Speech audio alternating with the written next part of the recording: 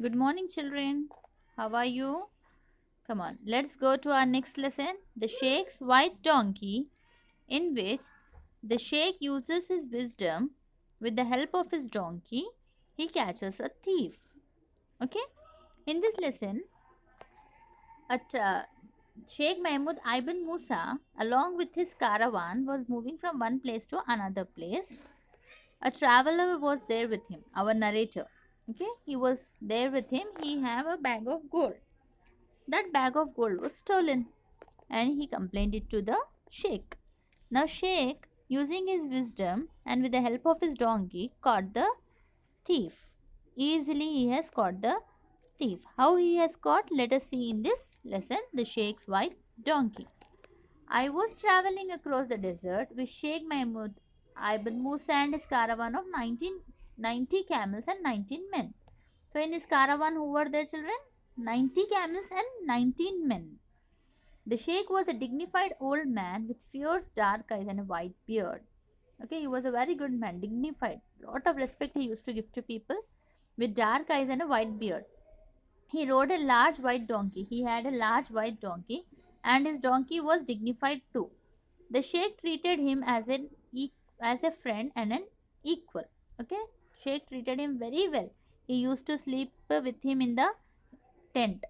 They slept in the same tent every night. I was carrying with me about 80 pieces of gold in a leather bag. So our traveler was carrying 80 pieces of gold in a leather bag. Daily he used to count it, keep it. Daily he used to count it and keep it. One day he didn't find the bag. It was stolen. I kept the bag in my tent at night and every morning I checked to see that the pieces of gold were safe. On the ninth morning, the bag was not there. I went at once to the sheikh and complained to him about the loss of my bag. He sat in silence for a few minutes, stroking his beard. He sat in silence and he knew nobody else is there. It will be his men only who have stolen the gold. At last he said, the caravan will not leave this camp today. Before evening comes, you will have your gold. So what did he say? The caravan won't leave the camp today. Before evening, you will have your gold. You don't worry. After lunch, the sheikh went into his tent, closed the flap of the tent and didn't come out till night. What did he do? Let us see. After dinner, my host slowly came out of his tent and sent for me. He told me to sit up near him in front of his tent. Then he said, bring me the men. All these men stood in a row in front of him. So he called all his men.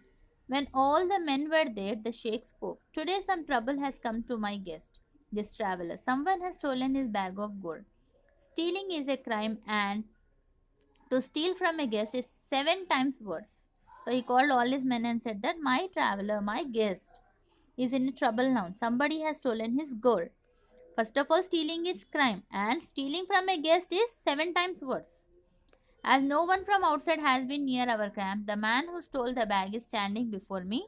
Now, all of you know that nobody has come from outside. Only one of you might have stolen it. He thinks he can hide his crime, but I can find him with the help of my wonderful donkey. So the sheikh declared that he is going to find the thief with the help of his donkey. Now he said, my white donkey, he continued, is not an ordinary one. He speaks some language. Okay?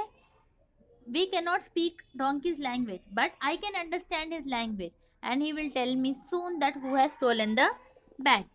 Then he looked at his men and said, now I order each of you to go into the tent alone. Close the flap of the tent so that no one can see you except the donkey and God. So all of you go inside my tent one by one, close the flap and pull my donkey's tail. Nobody should see you except donkey and God. When the thief touches its tail, it will speak its language, what I understand. When an innocent hand touches his tail, he will be silent. But when the hand of the thief touches his tail, the donkey will speak to us all in his language. We will take the thief and kill him without mercy. So now one by one, all the sheikh's men went inside and came out. After they came out, what has happened? See, as soon as he finished, he ordered the last man in the row to go into the tent first. He went in and came out. All went in and came out. Nothing happened. Now the traveler was confused. The donkey is not wise after all. He thought like that. Then, but Mahmud Ibn Musa said to me quietly, don't worry, it is all right. You don't worry, everything is going all right. It is all right. You will get your gold soon, he said. I wondered how. He was confused. How am I going to get my gold back?